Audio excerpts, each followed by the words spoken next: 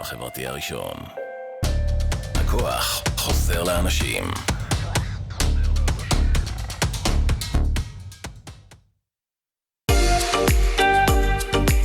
אתם מאזינים לרדיו החברתי הראשון. ועכשיו, סיפורים, עסקים והשראה. בהגשת טליה הלפרין. ורק אצלנו ברדיו החברתי הראשון, לצפייה והאזנה באתר, בפייסבוק וביישומון.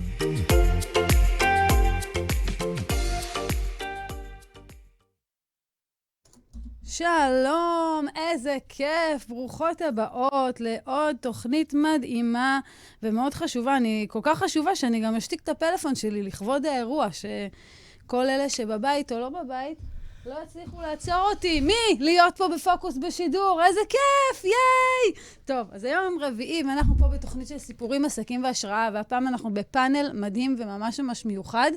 אין לי מצלמה שמצלמת את כולנו, אני אסדר את זה עוד דקה. כי רציתי שתראו, אתם לא רואות את כל האנשים המדהימות. אז יש איתי היום את שירלי קורן, ויש לי את רחלי, רגע, מצלמה לא נכונה, הנה, ויש לי את רחלי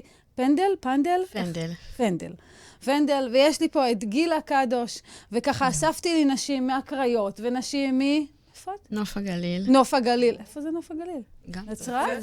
כן. די, משם הגעת, וואו, ויש לנו פה אז יש לנו את רחלי מנוף הגליל, ואת גילה, שבעצם הגיעה לנו מירושלים, עיר הקודש.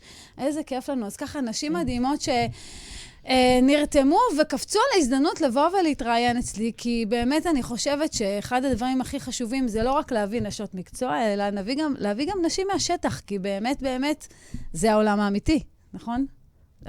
אז היום אנחנו יכולות להתעסק בנשים ובעולם הנשים, להתעסק בעצם במגוון הכובעים שיש לנו כנשים, המקום הזה שאנחנו מתמודדות, כל אחת תביא את הזווית הנשית שלה, ובאמת זו תוכנית מאוד נשית כזאת הפעם, גם בענייני נשים, אז אנחנו נתרכז בעולם הזה ספציפית, גם זה העולם הכי אהוב עליי באופן אישי, אז ויהיה לנו נורא מעניין וכיף. וככה שנייה קטנטונת למי שלא מכירה, שמי טליה הלפרין, יש לי עסק לשיווק, מינוף נשים ועסקים מבוססי משמעות, עסק שמתעסק בעצם אני מאוד אוהבת פשוט לדחוף נשים שיש להם עסק מעורר משמעות, ובאו לעזור לעולם, ובאו לעשות טוב בעולם הזה.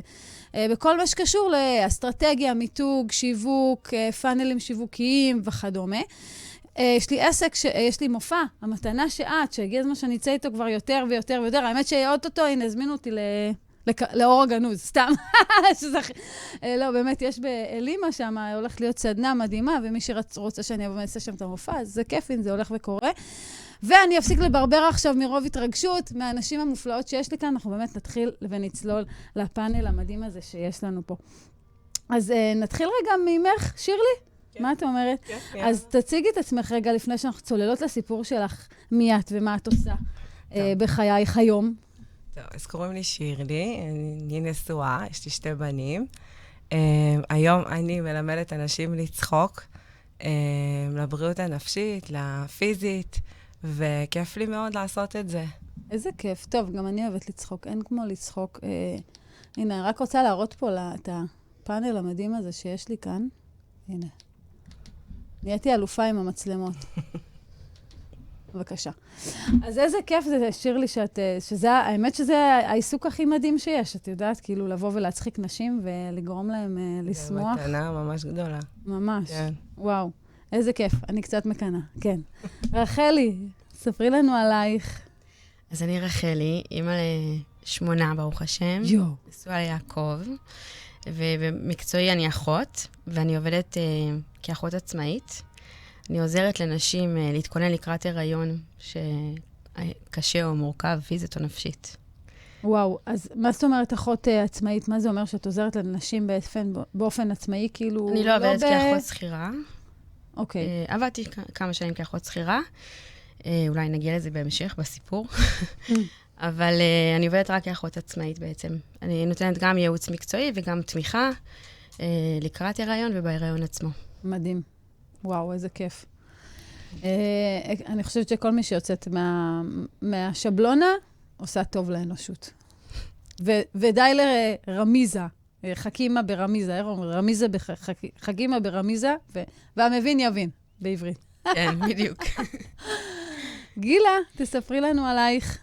אני עובדת סוציאלית ותיקה, עם ניסיון בכל מיני מערכות יחסים, גם זוגית, גם הורית, גם עצמה של נשים ובחירת בן זוג לרווקות. ואני אימא ל5 ילדים, ועם הרבה נכדים, וגם קצת נינים אפילו. וזהו, אני שמחה להיות בתפקיד הזה שאני יכולה לעזור לנשים לגדול ולהתפתח ולצמוח. מדהים, איזה כיף, איזה נשים מהממות. אז בעצם אנחנו רוצות היום באמת לצלול קצת כל החטבים מהזווית שלה, באמת למקום הזה שהעוצמה שלנו היא בתוכנו בסופו של דבר, ואין מה לעשות, לפעמים אנחנו צריכות לקבל מקל על הראש, שיגיד לנו גדל, גדל, גדל, ולא תמיד המקל הזה נעים, על הרוב, אבל הוא בהחלט מוציא מאיתנו דברים מדהימים ונפלאים. ונתחיל איתך, שירלי, תספרי לנו רגע, ככה בחיוך, כן? על המקום הזה אני לא אגיד איפה הכל התחיל, כי הכל התחיל כשנולדת, אבל על הנקודה המשמעותית שאיתה את רוצה להתחיל, בעצם לספר לנו עלייך.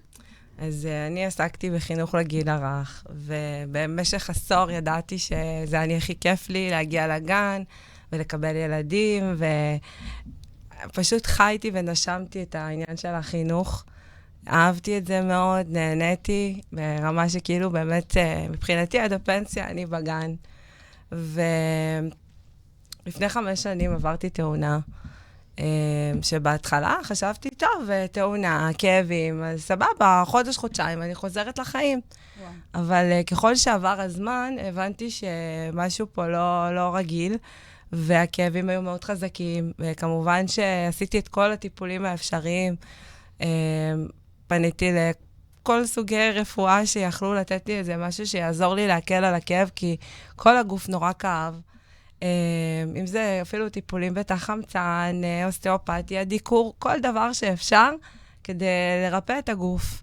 ובעצם הגוף ממש היה בהתנגדות. לפני כמה זמן זה היה? 5 שנים. 5 שנים, וואו. כן. וזה פתאום להגיע למציאות כזאת שיש לי ילדים קטנים, ואני בלי העבודה שאני מאוד מאוד אוהבת, אני לא יודעת מה הולך להיות, ואני לאט לאט צוללת לדיכאון. בהתחלה עוד הייתי ככה ברוח של יאללה, עוד כמה זמן, כל פעם הייתי זוכרת, הייתי מגיעה לפיזיותרפיה, טוב, כמה זמן מחלימים מהדבר הזה, מתי זה הולך לעבור? ואמרו לי חודש, חודשיים, בהתחלה אמרו לי 3 חודשים, אחר כך אולי עוד חצי שנה, ואני כאילו אומרת, לא מוכנה כאילו לתרחיש הזה. ואני הולכת וממש נכנסת לאיזה מין עולם חדש, שאני לא מצליחה להבין מה המטרה שלו.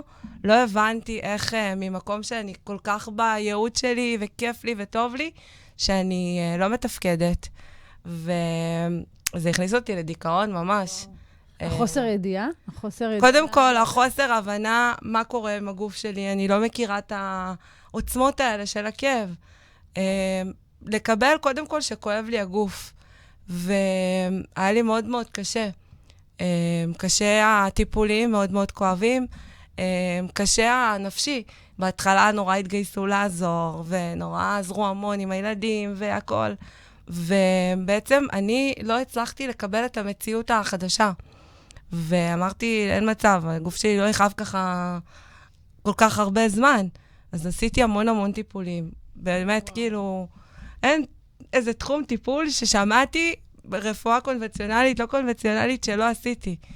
ואני רואה שהגוף בשלו, שהשינה שלי נעלמת, שממש דברים הכי פשוטים ובסיסיים לעמוד, להכין אוכל, ללכת, זה היה כבר ממש מאתגר. וואו, וכמה זמן היית ככה?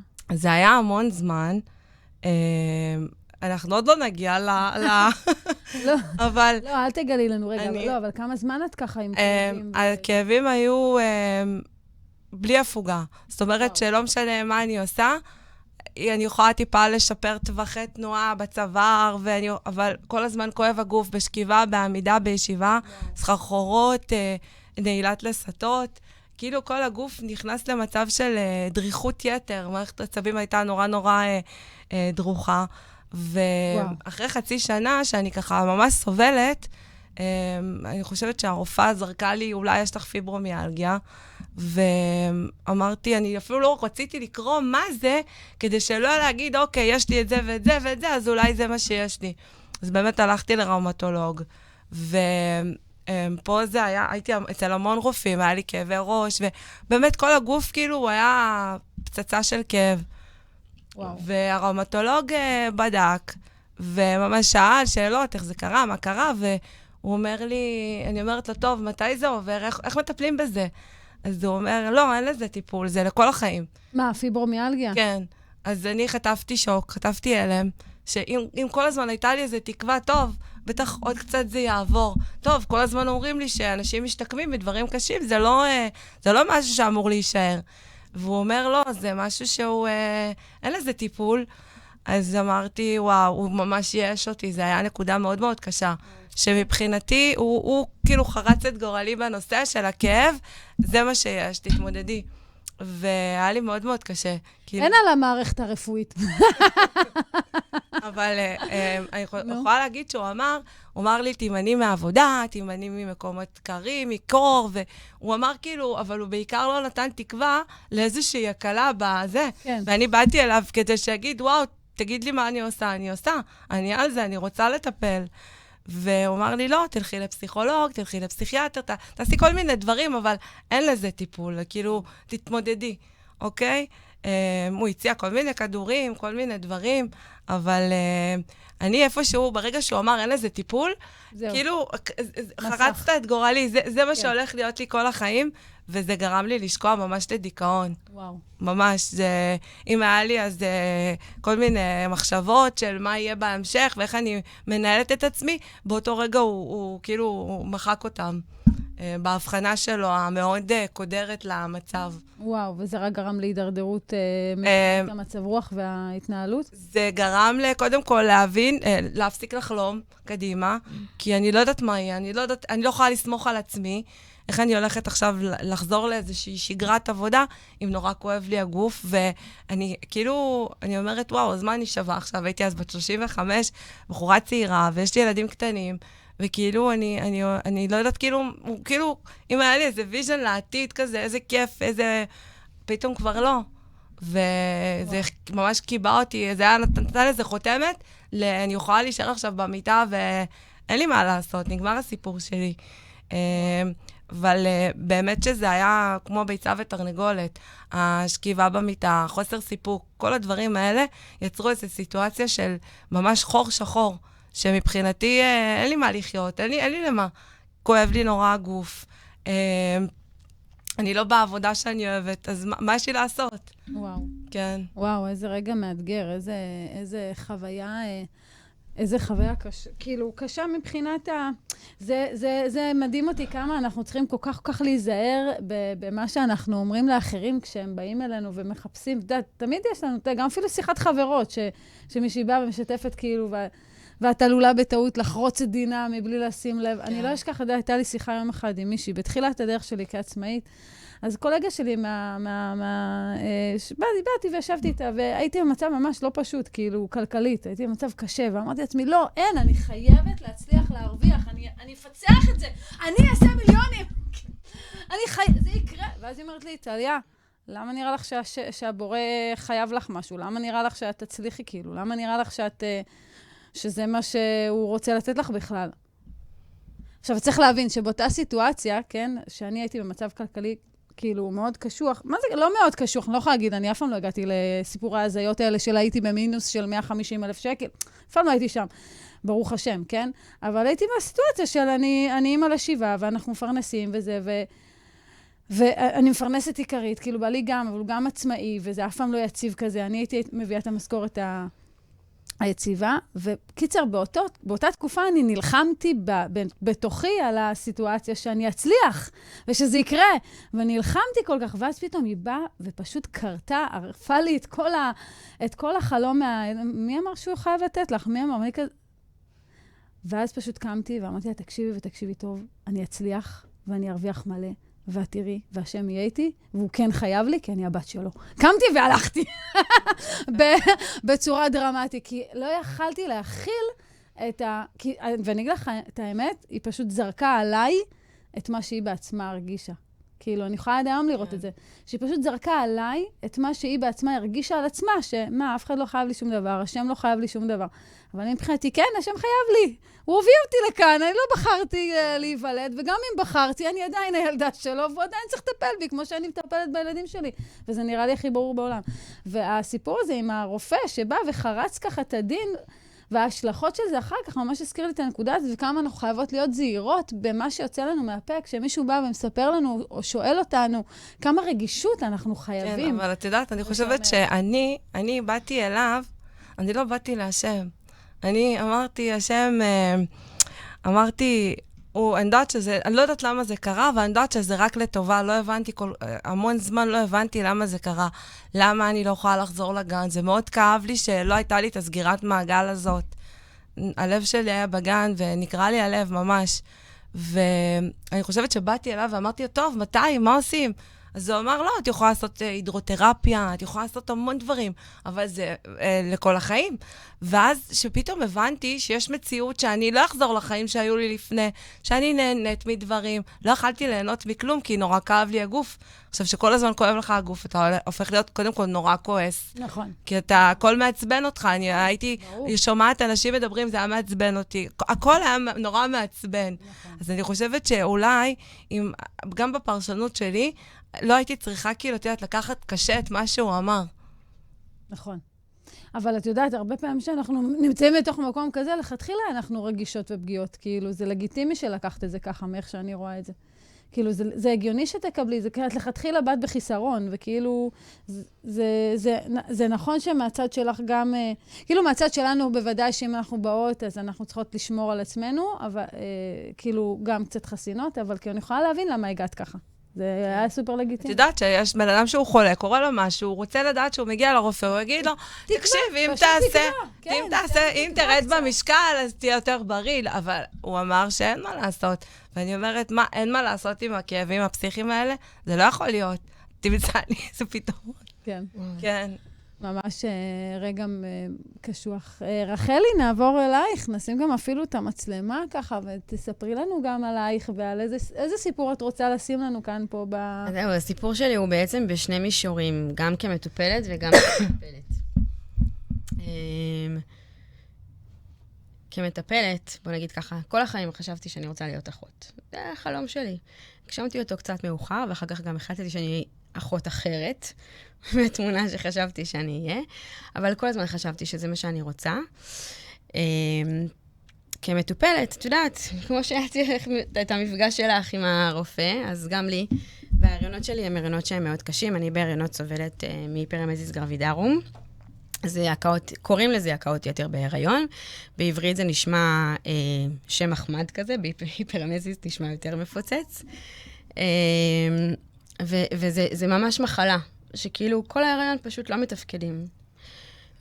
וזה חושך. זה חושך שהוא פיזי וחושך שהוא נפשי. אבל זה רק הקאות או שזה יש עוד סימפטומים לזה? כי הקאות... תראי, ברגע שהאישה היא כל הזמן מקיאה והיא לא נכנס לכלום לבטן, קודם כל לא כל האנשים רק מקיאות, כן? יש אנשים שהם פשוט רק עם בחילות כל הזמן, יש לזה רמות. פשוט חסר חומרים תזונתיים, ואישה בהיריון, אז גם הגוף שלה צורך יותר. ואז יכולות להיות כל מיני הפרעות אחרות. בעצם אם היא לא מקבלת טיפול כמו שצריך. יכול להיות בעיות של קרישיות, יכול להיות בעיות של מלחים בדם, חס וחלילה בעיות בלב, כל מיני דברים כאילו יכולים להתפתח מזה. וזה חושך שחור, כי קודם כל הרגישות עצבית, כשאנחנו לא אוכלות, זה כאילו ברמה גבוהה, כאילו שזה פשוט מחמיר את המצב. בעצם אני מקיאה כי אני בהיריון, ואז אני לא מרגישה טוב כי אני מקיאה, ואז הכל כזה, הכל רע, אז אני מקיאה בגלל שהכל רע, והמצב הנפשי נהיה רע, ואז יש סטרס שעולה, ואז בגלל הסטרס אני מקיאה, וזה לופ כזה, של כל הזמן. ואת עברת את זה 8 פעמים? השם חסך לי הריון אחד, יש לי תאומות. וואו. היה לי וואו. 1 + 1. כן, עברתי את זה 7 הריונות. לא בכל הריון זה היה באותה עוצמה. אני גם אחר כך כאילו חשבתי בדיוק למה זה לא היה באותה עוצמה ומה היה השוני בעצם בין ההריונות האלה. וגם יש כל מיני סיבוכים אחרים שהצטרפו, כמו סכרת הריון, כמו לידות מוקדמות שהיו לי. כן. אז זה הצד שלי בתור מטופלת. וזו מחלה שגם בכלל אנשים חושבים, כאילו, הם לא מכירים, הם חושבים שזה נורמלי. אישה בהיריון, בתחילת הריון, רוב אנשים, כן, יש להם בחילות, יש הקות וזה. וגם רופאים, אותו דבר, כאילו, בסדר, אז תשתי מים, תאכלי קרקרים, זה... אבל זה לא ככה, ואני לא יכולה לשתות מים, אני אשתה מים, זה יצא. זה לא נשאר לי בבטן. ואני לא יכולה לאכול קרקרים, זה לא נשאר בבטן. זה כאילו, זה לא עוזר לי. איך שרדת 9 חודשים? מה עשית? מה אכלת? מהאוויר. קודם כל, יש הריונות שלא אכלתי בכלל. וואו. דרך הווריד. כאילו, זה כבר ממש בהריונות האחרונים יותר, שכבר יש יותר מודעות וזה, אבל אני זוכרת, נגיד, בהריון הראשון שלי לפני 20 שנה, בעלי היה לפני הישיבה, הוא היה אברך, אז הוא היה מביא אותי לטיפת חלב, והייתי שוכבת שם על הספסל, שהאחות תשגיח עליי. לא היה לי כוח לא לאכול, לא לשתות, לא לקום, לא כלום. במקסימום היא הייתה נותנת לי נוזלים, אם היה רופא, כאילו שהיה יכול להוציא להפניה או משהו כזה, והוא היה חוזר ב3 ולוקח אותי הביתה. וזהו, וכאילו פשוט... וואו. ממש זה היה... באיזה שלב הפכת להיות אחות בתוך כל הסיפור הזה? כשהיו לי 4 ילדים, התחלתי את לימודי סיעוד.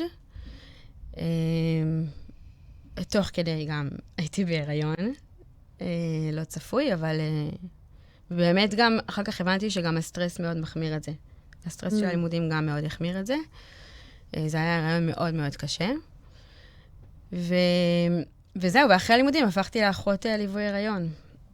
עברתי בטיפת חלב, התפתחות תינוקות וליווי הריון. ואני רוצה לעשות את מה שאני רוצה לעשות, כן? כאילו, זה מה שרציתי. רציתי בעצם לתת לנשים את מה שאני לא קיבלתי. כי באמת רופאים לא מכירים, לא יודעים, ורציתי לתת את היחס הזה. בכלל, לאו דווקא להיפרמזיס. בכלל, כן, בכלל. כי נשים רוצות שיתייחסו אליהם, ולא יגידו להם, זה ההיריון. שטויות, זה יעבור לך. נכון. כאילו, הן רוצות את היחס. נכון.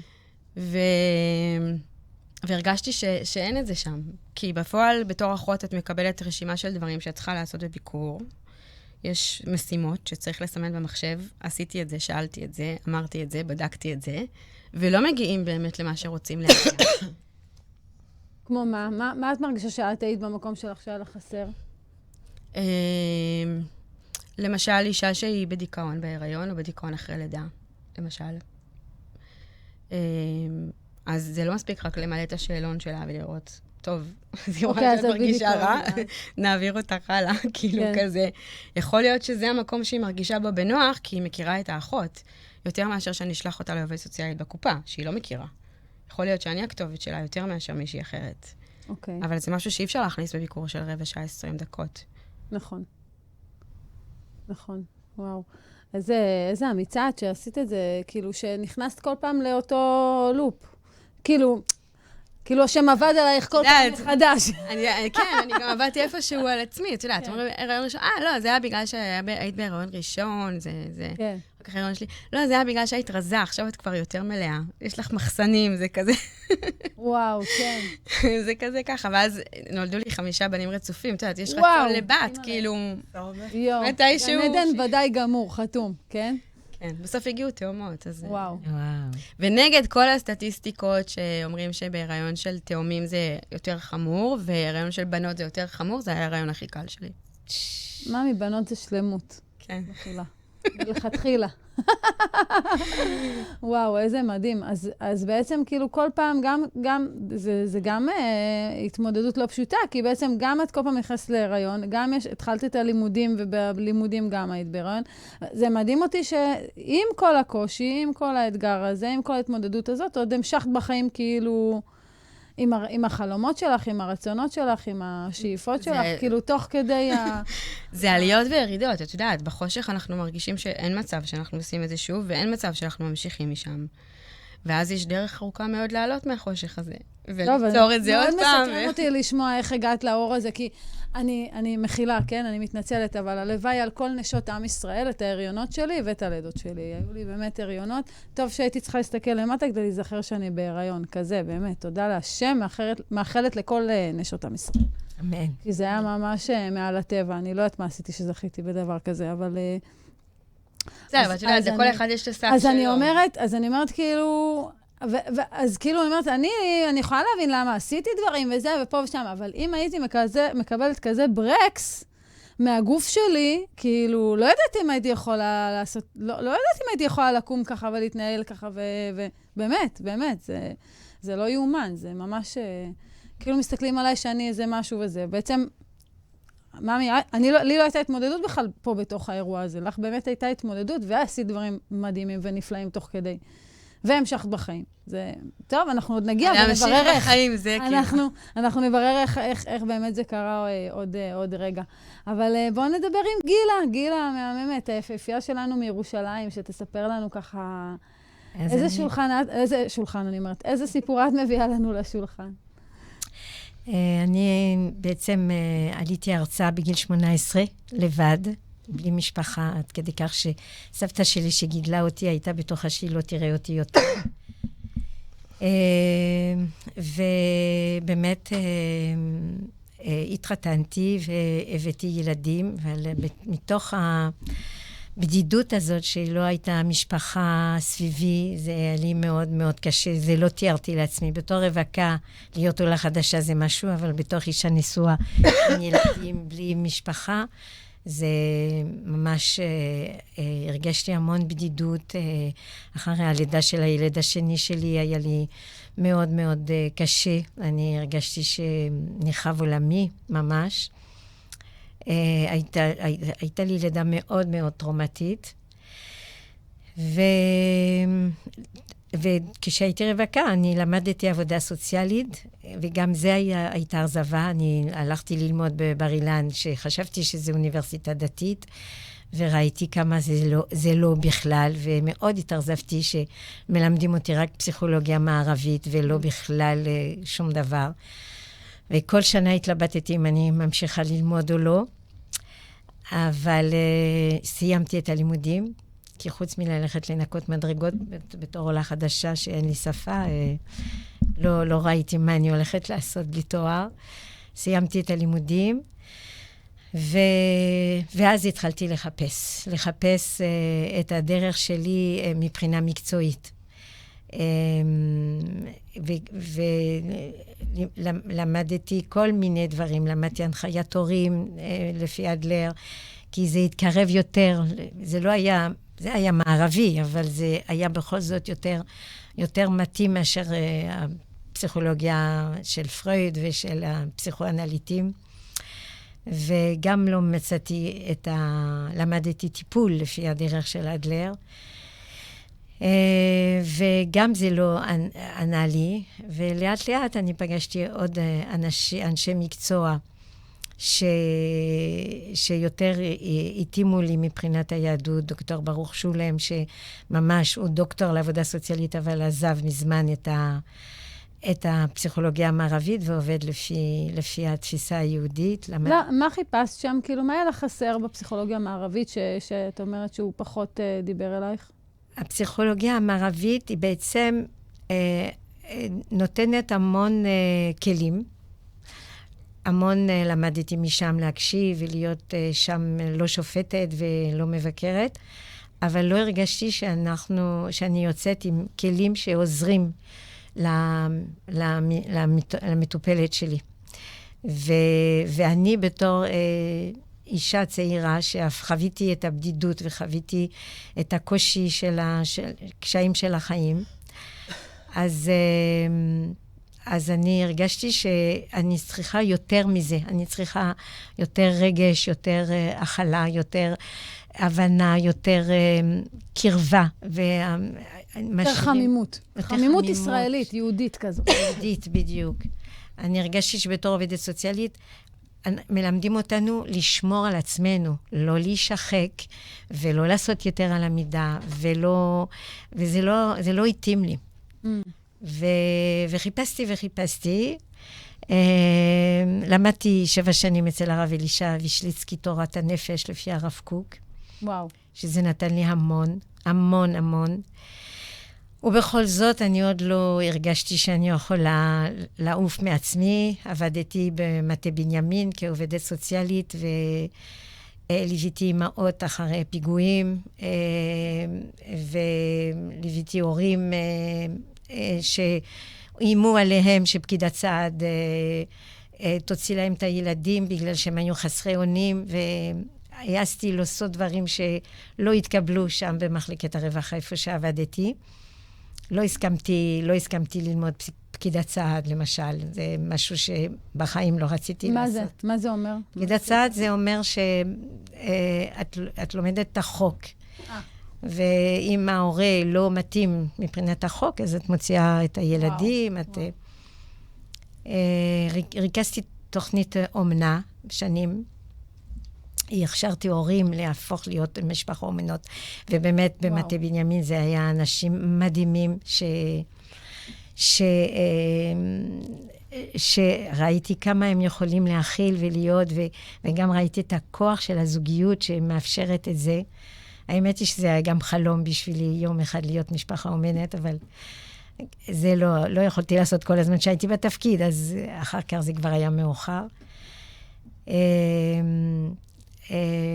ואני המשכתי לחפש, וברוך השם הגעתי לתורה של הרב אשרוב,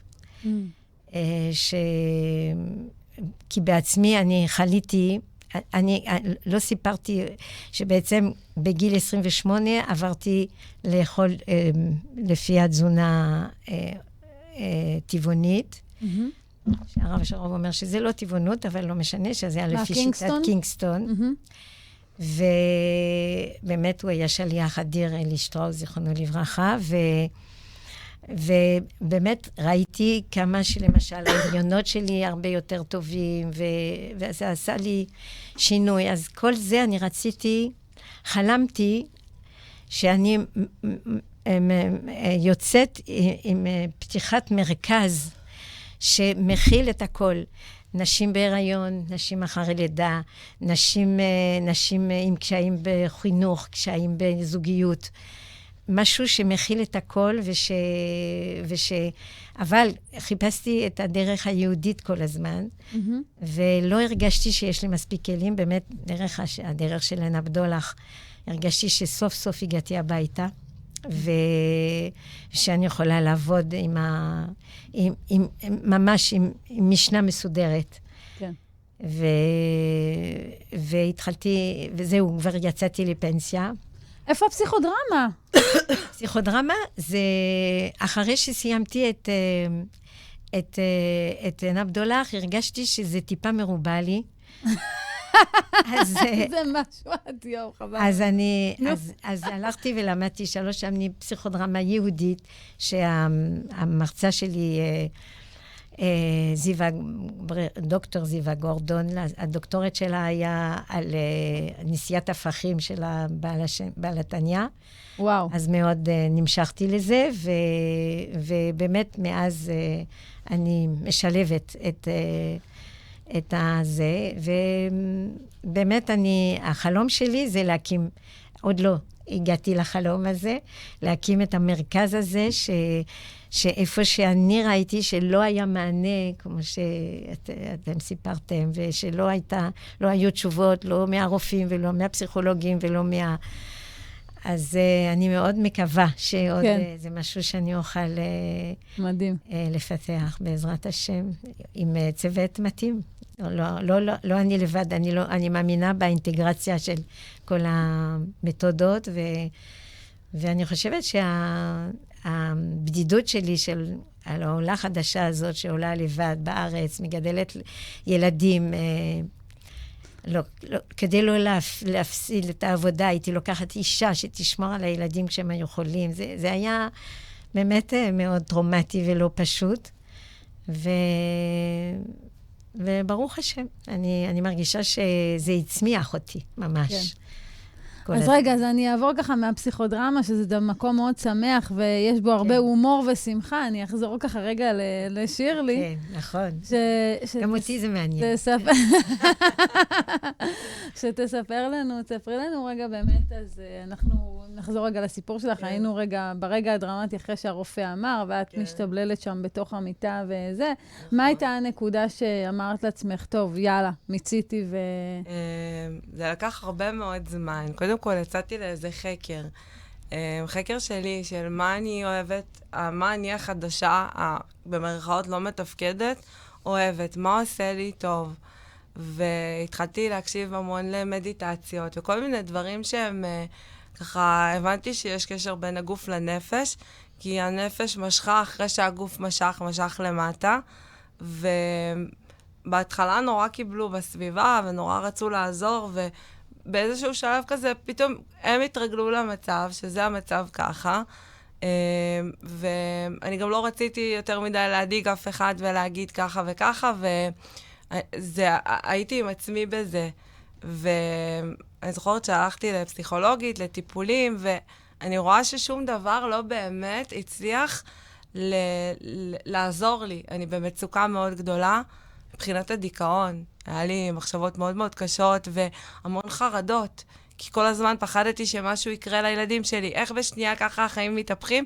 אז כל הזמן, כל נסיעה באוטו הייתה לי סיוט. גם אם בעלי הוא נהג הכי טוב, מבחינתי הוא כל רגע יכול לעשות תאונה ומשהו יכול לקרות. ואני הבנתי שאני עם עצמי בתוך איזה לופ שלא הולך לעבור ככה. והיה לי מאוד מאוד עצוב. מין עצבות כזאת, שזה כל הזמן הייתי נורא נורא עצובה והמון המון בוכה. נורא כאב לי שככה, כאילו הילדים שלי לא רוצה שהם יראו אותי במצב כזה, שהוא מאוד אפאתי אפילו. ואיזה יום אחד אני כזה, ממש, אני שולחת אותם למסגרות, ואני חוזרת למיטה עם המדיטציות ועם כל בעולם שלי, וכזה ממש הרהרתי עם עצמי ואמרתי, השם לא טוב לי ככה, לא בא לי להמשיך ככה, ובא לי שתעזור לי. וכל הזמן כזה היה לי איזה דיבור כזה עם השם, שאני מקבלת את מה שקורה, ואני לא מבינה למה אני צריכה כל כך לסבול, ומה הוא רוצה ממני. ובאמת פתאום אני כזה רואה מודעה של בואו להיות מנחה יוגה צחוק, ואמרתי, וואו, איך בא לי להיות שמחה, איך זה חסר לי להיות שמחה. וואו. חסר לי מאוד. ואני ככה מתקשרת אליה, למורה שלימדה אותי, שמחה, שמחה. כן. זה כמה סימבולי. כן. כן. ואני מספרת לה כמה קשה לי, וכמה כואב לי, וכמה לא טוב לי, ואני רוצה שמחה בשבילי. ולשמחתי, היא נורא שכנעה אותי לבוא ללמוד אצלה, כי פתאום היה לי גם חשש, איך אני אסע אליה, מה יהיה, איך יהיה, בכלל לא מסוגלת לצחוק. מי מדבר על להנחות סדנה. ובאמת לאט לאט היא מילאה לי את הכלי של השמחה. וואו. הוא היה לי מאוד מאוד קשה, לא הצלחתי לצחוק, לא הצלחתי לחייך. האוטומט שלי היה כל הזמן לבכות, ממש. להזיל דמעות, ככה, להיות בעצבות.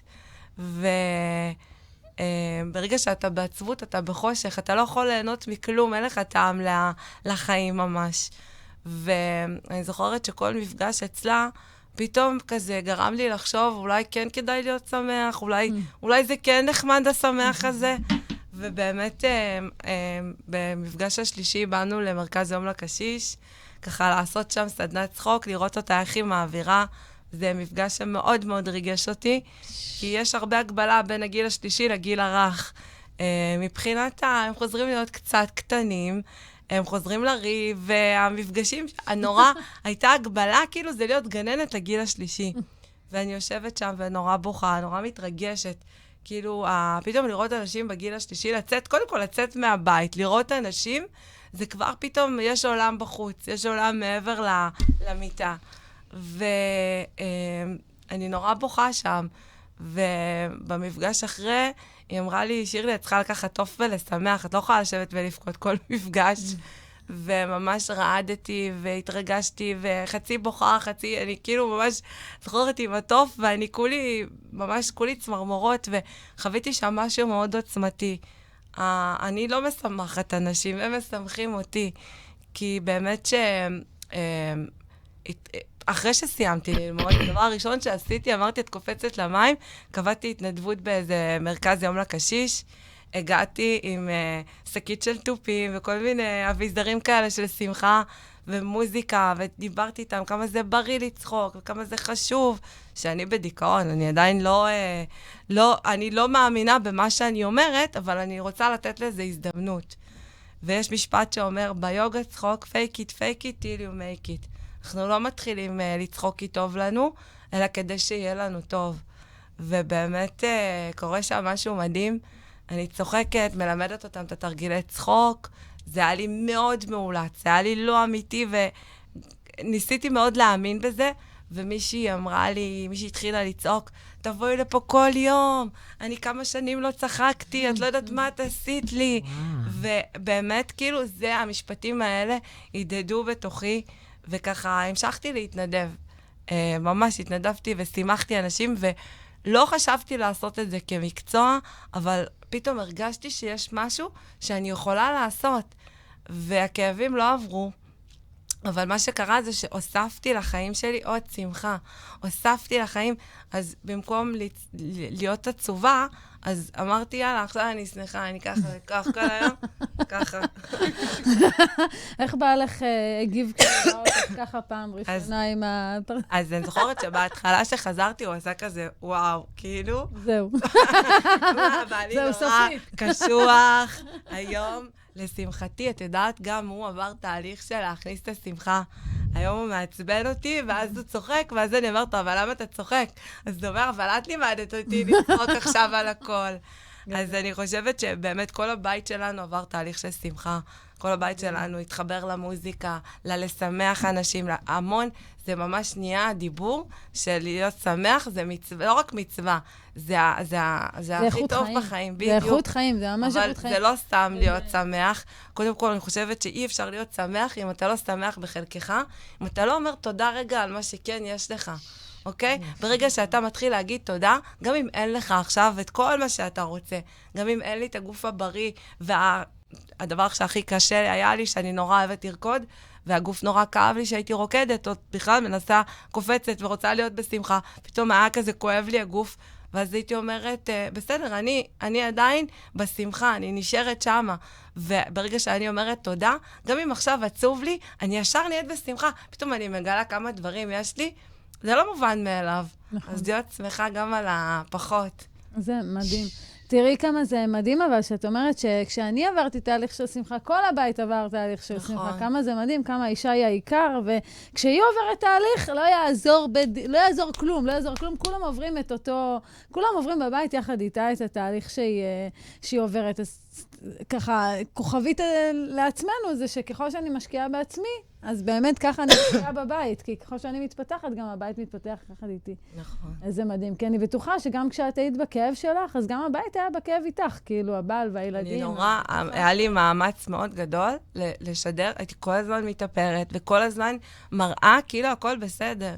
שבעצם בפנים אני ממש הרגשתי שאני, לא בא לי להיות בעולם הזה יותר. כן. כן.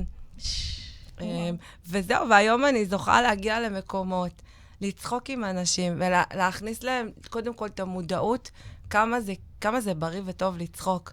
ואנשים לפעמים אומרים לי, לא, אני לא אכנס עכשיו, כואב לי השן, כואב לי הגב, אני מודאגת, הבן שלי, ואז הם צוחקים, ואחרי שעה אני שואלת אותם, תגידו, איך אתם מרגישים עכשיו? אומרים לי, וואלה, כבר לא כואב לי כלום, אני לא דואגת מכלום, החיים יפים.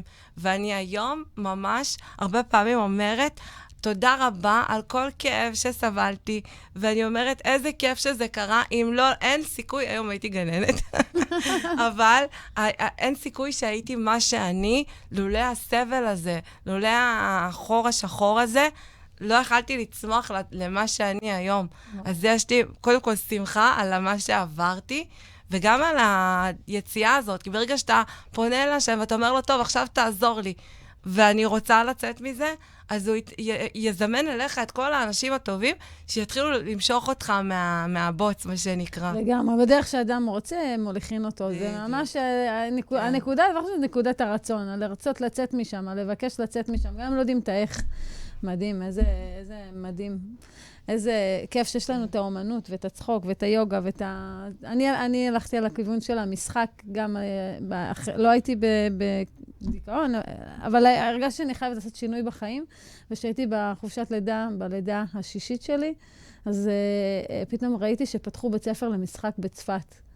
ופשוט כך, דבר ראשון, הוצאתי את הכרטיס אשראי, ואז התקשרתי, כדי שאני אהיה מוכנה עם המספרים, רק תרשמו אותי, אני כל כך, באמת נרשמתי, וזה פשוט עשה לי כל כך טוב. כמה אומנות זה דבר חשוב לנפש, כאילו, כמה זה נותן לנו כנשים. ביטוי עצמי. ביטוי, נכון, המקום הזה שאני הולכת, ואני פשוט, יש לי את המקום שלי, אני הייתי באה לשיעורי משחק עם תינוקת עליי, כן? על מנסה, הייתי רוקדת, עושה שטויות, והבייבי עליי. וזה מדהים שאנחנו לא מוותרות לעצמנו, ואנחנו מרשות לעצמנו כן למלא את עצמנו כמו שצריך, באמת במה שאנחנו צריכות. אז רחלי, תספרי לנו עלייך, על הנקודת תפנית שלך. מפנה. אני חושבת שזו נקודת מפנה שמשותפת לכולנו, ועוד יותר לצוות רפואי. הקורונה. כן, הקורונה. קורונה. כאחות היה הרבה עומס. זה כאילו מישהי נמצאת בבידוד, צריך להחליף אותה, לעבוד אחר הצהריים, לנסוע למקומות רחוקים, להחליף, ועומס, וילדים בבית, והם בבידוד, והם זה, ממש עומס, וכאילו המערכת לא מבינה. כאילו, אנחנו בני אדם, בסופו של דבר אנחנו, לא, כאילו, יש גבול ליכולת שלנו ולזה. ויצא ככה השם, למרות מניעה ולמרות הנקה של תאומות, ולמרות זה גם נכנסתי להיריון. וואו. כן. שהוא רוצה, הוא רוצה. כן. והכל היה מאוד מאוד קשה, והרגשתי שלא מבינים אותי. וזה כאילו הרגשה, מה זה מעליבה? כי מילא, נגיד, הייתי עובדת בבנק, למשל. אז בסדר. מודעות, כן. כאילו, בסדר, נו, אז מה את בהיריון וזה? אבל אני, כאילו, מפקחת של טיפות חלב, כאילו, את חופרת לנו שקורונה, וצריך לדאוג שנשים עטופות, שלא יהיה להם דיכאון, שהם בבית, אין להם לצאת, אין להם זה. ואני, כאילו, כלום. לא, מה שמעניין זה רק שאני אבוא לעבודה, שאני אעשה את ההספקים שצריך לעשות, שאני אעבוד את כל מה שאני, כאילו, כל מה שהמערכת לתת, וכאילו, אני לא זה. ויצאתי לשמירת הריון, וגם אז לא עזבו אותי הטלפון, ואני זוכרת, הייתי מאושפזת בבית חולים, המצב שהיה מאוד קשה, ומתקשרים, מתי את חוזרת? פשוט לא יכולתי. הרגשתי ממש רע, זה היה ההיריון הכי קשה שלי, ויושבת מולי, זה היה בתחילת הריון, יושבת מולי עובדת סוציאלית באשפוז, ואומרת לי, טוב, אם כל כך קשה לך, אז תעשי הפלה. די, אני לא מאמינה. כאילו, במקום לתת לי טיפול, במקום לדאוג לי, במקום להבין מה אני עוברת. וואו. וואו. המחשה. וואו. מה שהפסיכולוגיה מערבית. הם נותנים, אבל זה לא עוזר. בהיפרמזיס צריך מעטפת מאוד מאוד, כאילו זה לא עוזר רק תרופות, צריך גם יותר מזה, צריך מנוחה, צריך ויטמינים, צריך פה, כאילו צריך הרבה דברים. ובמקום לתת טיפול כמו שצריך, ובמקום להבין אותי למה שאני זה כאילו הפתרון שמציעים. אני מסתכלת עליה ואני אומרת לה, תקשיבי, אולי ההיריון הזה לא היה מתוכנן, אבל הוא רצוי מבחינתי. ואולי יש דרך שאתם יכולים לעזור לי לעבור אותו בצורה יותר טובה. אז היא אמרה לי, זה בחירה שלך. וואו, אני בשוק. ממש מעודדים ילודה. ממש כיף. כן. אבל כי אין להם כלים, הבנתי. לכף זכות. אז זה היה הריון מאוד מאוד קשה ומאוד אינטנסיבי מבחינתי, למרות שהייתי בשמירת הריון. היה סטרס כל הזמן. עוד הלכתי ללידה, שהילדים שלי היו בבידוד בבית. וואו. דווקא טוב, נראה לי, לא? היא כבר ללדת אז בשקט. כן. וזהו, והחלטתי שכאילו אני חייבת למצוא פתרון גם כאילו בשבילי יותר טוב, כאילו מבחינת עבודה, כי אם המערכת לא מכילה את זה, אז אני לא רוצה לעבוד במקום כזה, שוחק. וגם כי אני חושבת שמגיע לנשים יותר טוב ממה שאני נותנת במסגרת הזאת. והלכתי וחקרתי וקראתי מלא מחקרים וקראתי מלא רופאים, וגיליתי שאפשר, יש הרבה דרכים שאפשר מאוד להקל.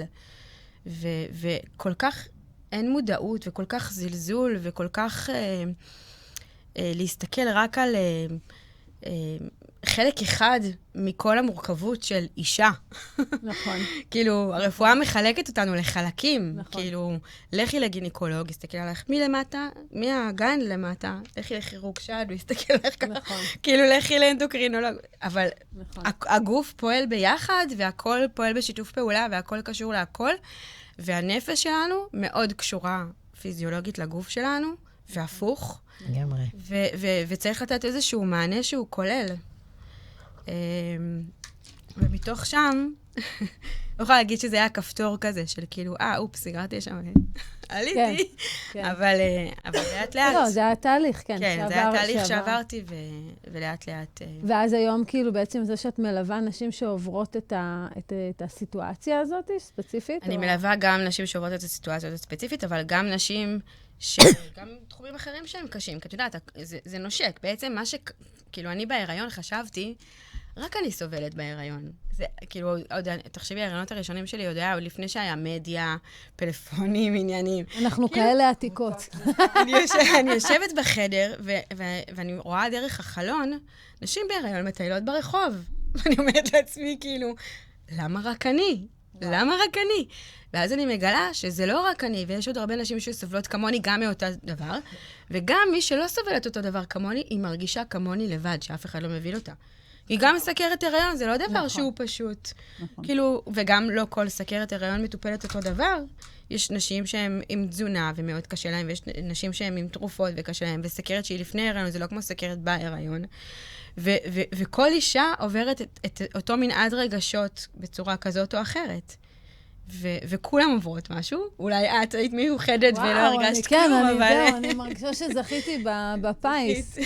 גרילו אותך.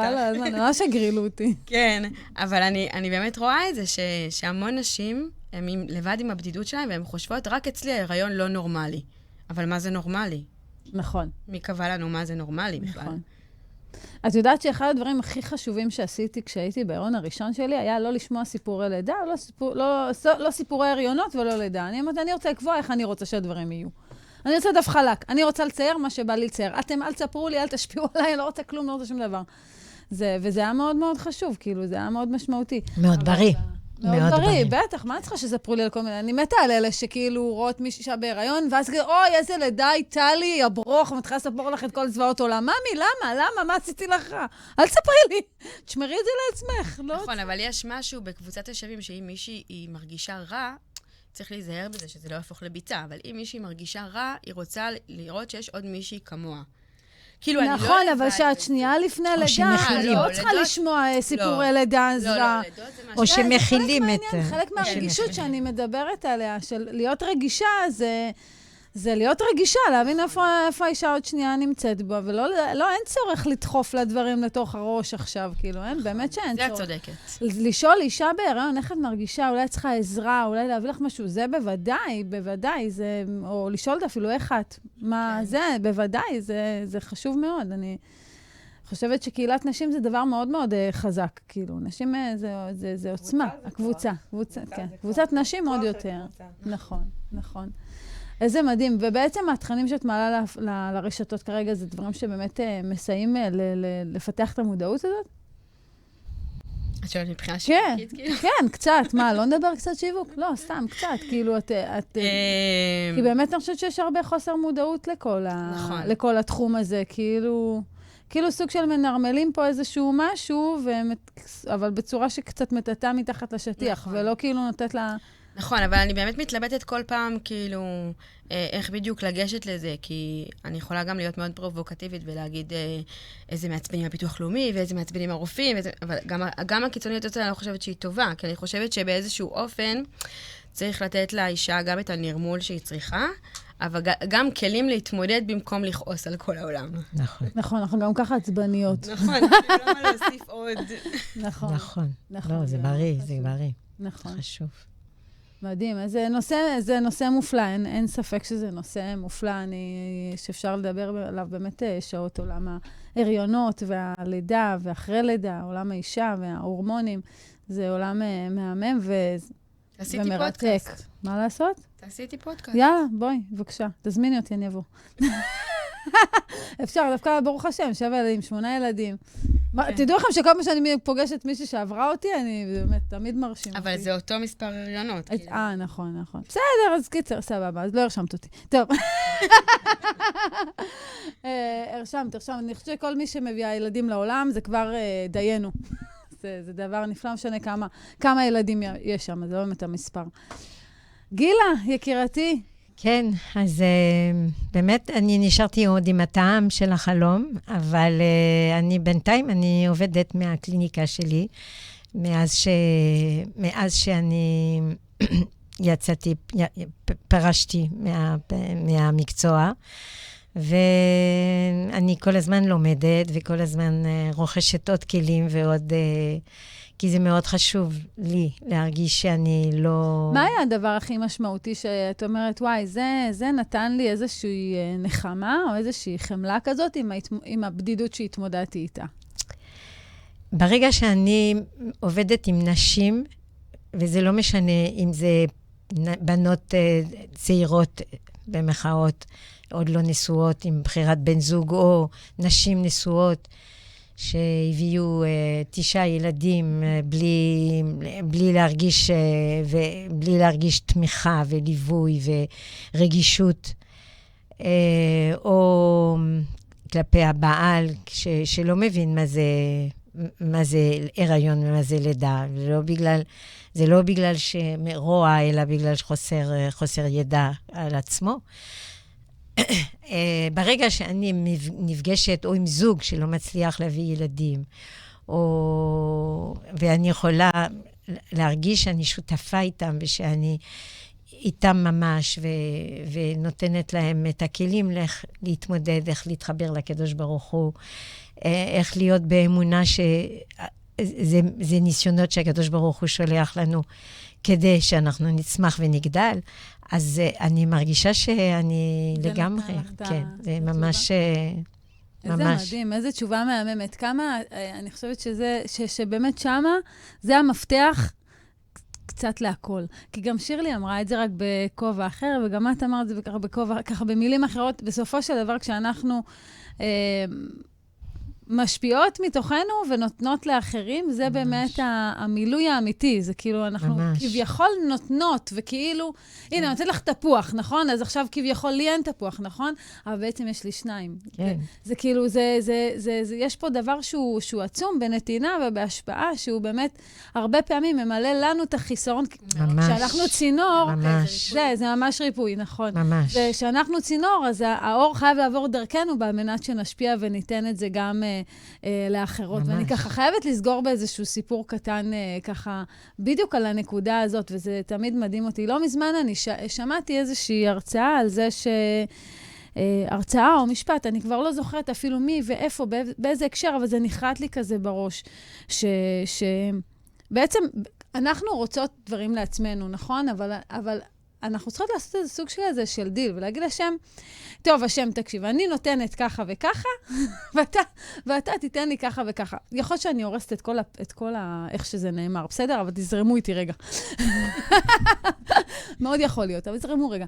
ואז כאילו אני אומרת לעצמי, אני אומרת, ככל שההשפעה שלנו, אני אסביר את זה אחרת. אני רוצה לעצמי שפע כלכלי, בסדר? יש לי 7 ילדים, אני בוויז'ן שלי, יש לי דירה לכל ילד, סבבה? אוקיי. עכשיו, באותו שיעור ששמעתי, אז כאילו, הסבירו שמה, שאם את רוצה שפע, את צריכה להסביר מה את נותנת בעד השפע הזה. ואז אני אמרתי, השם, תראה, אני רוצה דירה לכל ילד, אוקיי, יש לי 7 ילדים, זה הרבה דירות, סבבה. אז אני מוכנה ככה על מנת להשפיע בתמורה, באמת להשפיע מהידע שלי לנשים עצמאיות שרוצות להתקדם. ואני מוכנה להתחייב על זה שאני באמת מקדישה את הזמן שלי ואת העשייה שלי לטובת קידום של נשים מעוררות השראה, בדיוק כמו הפאנל המדהים הזה שיש לי כאן. וזה החותמת ששמתי, כאילו כתבתי לי כזה איזשהו סוג כזה, הסכם כזה על הדף, אני חתמתי, בורא עולם חתם, סתם לא יודעת אם הוא חתם או לא, בכל מקרה לא משנה. קיצור, ואז מאותו רגע, עשיתי כמה מהלכים כדי להגדיל את רמת ההשפעה שלי. ועשיתי מהלך שהוא מאוד מאוד מיוחד, שאני חושבת עליו כבר תקופה ארוכה, ואני לא העזתי לעשות אותו, וזה לפתוח קהילה של עצמאיות, שאני תומכת בהם ממש ברמה היומיומית, עם הדרכות לייב, וממש לקחתי על עצמי ממש משהו שהוא יותר מחויבות. עכשיו, למה לא עשיתי את זה עד עכשיו? כי אני פרי ספיריט, אני לא באמת יכולה להתחייב עכשיו על זה, ואם מחר אני אחליט שאני רוצה להיות איזה שחקנית במגזר החרדי לסרטים לחרדיות, נגיד. ואם נגיד מחר אני אחליט שאני רוצה לעשות מופע בקיסריה, מה עכשיו אני לוקחת על עצמי פה את כל הדבר? באמת, הרבה זמן נורא פחדתי מההתחייבות הזאת, אבל לפני איזה חודש, או משהו, שבועיים, אמרתי, די, טליה, זהו, את חייבת לעשות את זה. לא בגלל הדירות, פשוט הרגשתי שאני חייבת לעשות את זה באמת, ויצאתי עם זה לדרך. אני חייבת לציין ולומר, שמהרגע שיצאתי בהצהרה על הקהילה הזאת, עזבו שכבר יש את הקהילה, והיא נרשמה, ואנחנו מתחילות ביום ראשון, יוצאות לדרך, ככה, היא סגורה, אי אפשר להצטרף אליה יותר, נא לא לפנות אליי, אבל אני אפתח את זה כל פעם בשלבים, כי אני כל פעם רוצה להכיר את הקבוצה שנכנסת, ואז כשאני אפתח את זה עוד תקופה מסוימת, אז יהיה לי את הפניות להכיר נשים חדשות. אז בגלל זה ככה, זה נפתח כל כמה זמן, כי מאוד חשוב לי להכיר אישית כל אחת ואחת. לא משנה. בקיצור, מאותו רגע שהתחלתי לפתוח את הקבוצה הזאת, והתחלתי לעסוק בה, והתחלתי ממש לבנות אותה, ולהתעסק בחומרים, ולחשוב עליהם, ולבנות את זה וזה, כמויות של שפע לא מפסיקות להגיע אליי, ברמה של, כאילו מתקשרים אליי, ואומרים לי, טליה, קחי כרטיס אשראי, רק תבואי, כזה, ברמה שאת אומרת, מה קרה פה עכשיו? מה קרה פה עכשיו? סתם לצורך העניין, מחר אני מרצה במודיעין מול רכזות של איזושהי עמותת של בנות שירות, שזה דבר שנסגר אפס מאמץ, באפס מאמץ. ואני אומרת לעצמי, וואו. או שעליתי פה על פטנט, או שאני לא יודעת מה. כנראה שממש הפנמתי טוב את מה ששמעתי שם בהרצאה. ואני אומרת את זה שוב, ומאוד חשוב לי להבהיר את זה גם לכן וגם לצופות שלנו בבית. שיווק זה לא הרצון לקבל, זה לא באתי להיות עכשיו סלב בעל מנת להתפרסם. שיווק זה גם לא הדרך שלי ללכת ולהביא לקוחות. שיווק זה לא המקום למכור, אני לא באה למכור שום דבר. שיווק זה במה, זה פלטפורמה של השפעה חינם, כמו שאנחנו אוהבות את זה, כן? פלטפורמה להשפעה חינם, שכל פעולה שאני עושה שמה היא בעל מנת להשפיע והיא זריעת זרעים. זה המקום שבו אני דואגת לקהילה ולאנשים שעוקבות אחריי. כשאני דואגת לאחרים, הבורא דואג לי. זה המשפט הכי חזק שאני חושבת שאפשר כאילו להפנים אותו באמת, ולפוגג ככה את המתח של העשייה שלנו בתור עצמאיות. וככל שאנחנו נמקד את העבודה שלנו בלהשפיע, ככה אנחנו נראה איך השפע זורם אלינו בטבעיות. ככל שזה כמו שאם אני רודפת אחרי כסף או כבוד, אז הכבוד והכסף בורחים ממני. זה ממש על אותו מהלך. זה להסיט את הפוקוס משם לפוקוס של ההשפעה. בדיוק כמו שגילה אמרה. וכשההשפעה הייתה, אז אני מתמלאה, אני שמחה, יש לי מוטיבציה, יש לי רצון, אני אוהבת מה שאני עושה, גם את שירלי, מה שגם את אמרת. שאני באה ואני משמחת אחרים, זה נותן לי דלק, זה נותן לי חיות, זה משנה לי את הבית, וגם הנה, גם יצא לי מזה עסק על הדרך, ואני מתפרנסת מזה היום. וככל שאנחנו לוקחות את הדברים שאנחנו אישית עוברות, כן? לומדות, מקבלות כלים ומתחזקות מזה, אז ככה גם יש לנו הרבה יותר כוחות להשפיע את זה אחר כך, כי אנחנו לא באמת עברנו את הניסיון בשבילנו. אנחנו עברנו את הניסיון הזה בשביל אחרות. יש משפט כזה שאומר שהאדם לא לעצמו הוא נברא, אלא להועיל לאחרים. בבקשה. ובזה אנחנו נחתום את השידור. ואת יודעת, אני חושבת שזה בדיוק העניין של לצאת מדיכאון. כל העניין הזה הוא, ברגע שאמרתי, אני לא באה בשביל עצמי, אני רוצה שמישהו אחר ילמד ויהיה שמח, אוטומטית אני נהיית שמחה גם. נכון. מדהים. שאישה מראת לי, גילה, את החזקת אותי. זה חיי נפשות. נכון. בדיוק. ממש, זה נותן המון כוח. אז משפט מקסים ככה שחתמת לנו פה את התוכנית הנפלאה הזאת, ובאמת תודה רבה לכם שהגעתם.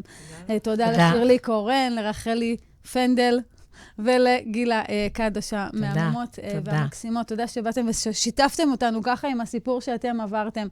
ועד הפאנל הבא, שיהיה לנו המשך זמנים טובים ובשורות טובות לכל עם ישראל, ושנראה שפע גדול. לכל הבנות פה בפאנל, 7 דירות לכל אחת, וגם לי בבקשה, ולכל ישראל, כל הצלחה שלנו.